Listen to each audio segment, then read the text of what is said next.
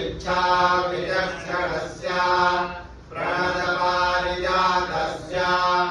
अशेष पराक्रमस्य श्रीमदनन्दवेदस्य विनारायणस्य अचिन्त्यापरिमितसज्ञानधियमानानां महाजलोकमध्ये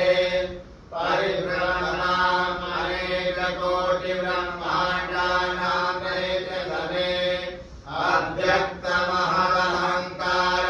अव्यक्तमहदहङ्कारप्रतिव्यक्तेजो वायव्याकाशाद्यवर्णैरावृते अस्मिन् महति ब्रह्माण्डखण्डे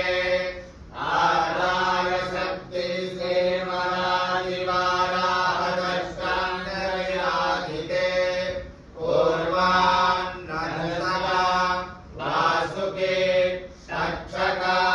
कुलिका कर्कोटका पद्मा महापद्मा शङ्खाधृष्टमहानागैर्ध्रियमाणे ऐरावता पुण्डरीका वामना कुमुदाञ्जना पुष्पदन्ता सार्वभौमा